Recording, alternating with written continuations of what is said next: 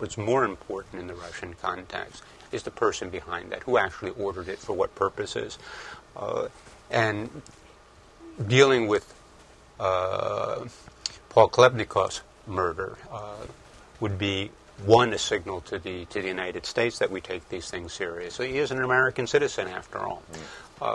And this is one of the things that the Kremlin can do, the Russian White House can do, that would send a very positive signal to American society about where Russia is tending and what the possibilities are for U.S.-Russian relations going forward. You know, the most interesting thing, of course, is that when you talk about what Russia's society is doing, what the Kremlin's doing, it doesn't have the oomph, it doesn't have the impact here in the United States that it once did. Maybe that's a good thing. Maybe that's a good thing. You know, you talk to people about Russia, it's almost just another country. Almost just another country. I mean, that makes us much less valuable, of course, you know. But it does tell us something about, after 15, 20 years, there is some normalizations of attitudes towards the other side. Although, if we were to take a poll of just what those attitudes are, I think we'd find some ugly worms and things crawling in them. Vladimir, tell me one thing you think we should look forward to in the next week or so before we meet again to look at U.S.-Russia relations and what's going on in the world. Anything specific we should be paying attention to? Apollo moon landing anniversary. This coming Sunday. Well, that's 40th anniversary. Yeah, 40th anniversary. And yesterday we had an argument with my friend whether it was a case of competition between the United States and the Soviet Union in space, or it was the case that, America didn't find any oil in the moon. That's why it closed down its moon program. See, what is your opinion? I find that fascinating because I see a whole different side of that. The New York Times just had this whole section about the moon. And one of the parts of the section were about this group of Americans who believe it was all a conspiracy. It was all done on a Hollywood backlot. It never happened. Well, I know that the germ for that was anti-propaganda created outside the Kremlin, which was the only place in the world that didn't show the moon landing. Aha! It's all a figment of Hollywood. And boy, has that had a long, what physicists would call, half-life. That's true. That's true. That said, what I think we ought to be paying attention to over the next week is obviously the visit of Vice President Biden to Georgia and Ukraine. President Obama discussed this with both President Medvedev, Prime Minister Putin.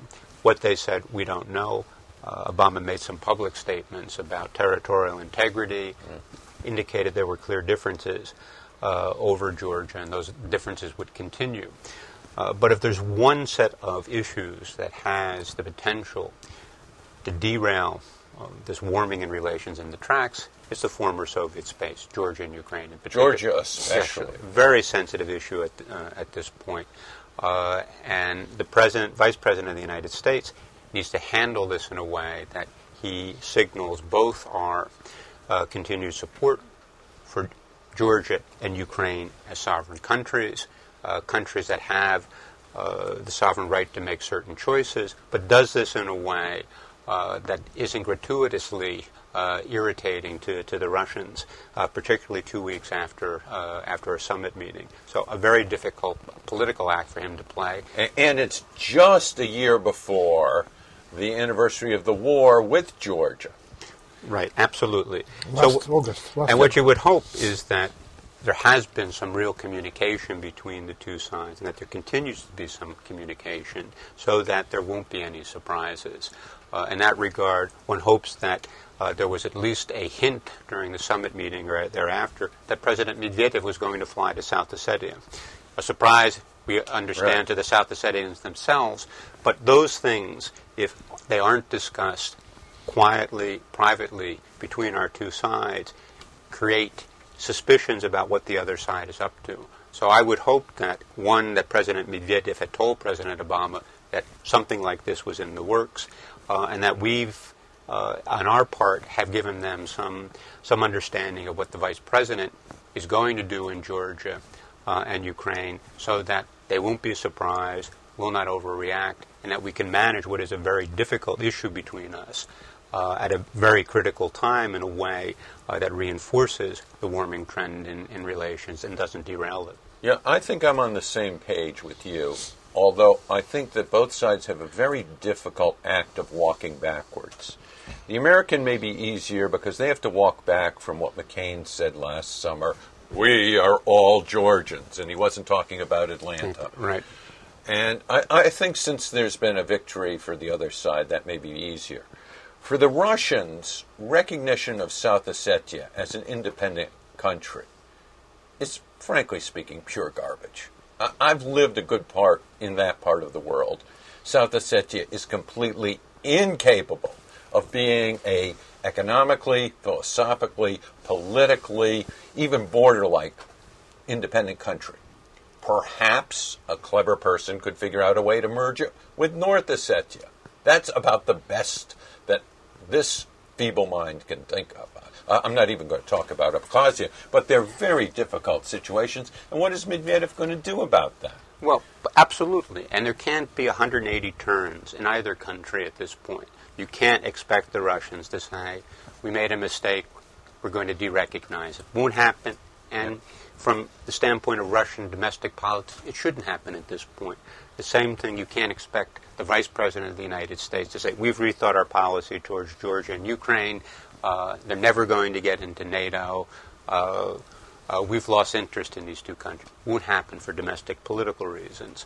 But what can happen is people can begin to, as I said, these back-channel communications, take incremental steps that change their position slightly as a way of signaling to the other side that larger changes are possible down the road, but that depends on the other side reciprocating in some way. So very incremental steps that over time, not days or weeks, but years, puts us in a different position so that we've taken this issue off the table as a major irritant in U.S.-Russian relations. You probably know better than anyone about Mr. Biden and his staff. Do they have the gibki? Are they flexible enough to begin to do this? Or do they have a good feel? Are there people who actually have a sense of the region and the problematics? Or is it Biden has a tendency to Sarah Palin off his mouth sometimes?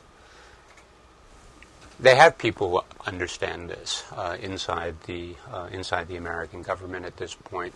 Obviously, the key person here is President Obama and the messages that he wants sent and what he's conveyed to his vice president about how he should conduct himself in Tbilisi and in Kiev.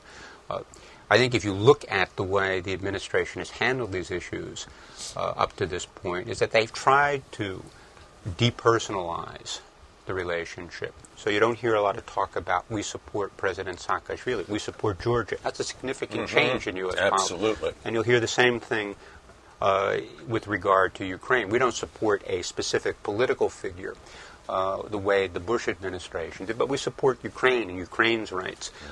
Those are subtle changes that need to be heard and understood in Moscow and hopefully leads to Moscow itself thinking about these issues in a different way and seeing what they can do, again, to take some of the edge off of the way they've handled these relations that has caused an irritation for U.S. policy. Very good insight, Tom. That gives us a lot to think about next week.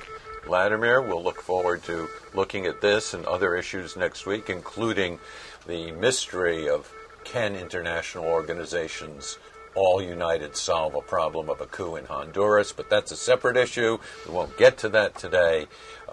We're focused on Russia, the former Soviet Empire, U.S.-Russian relations.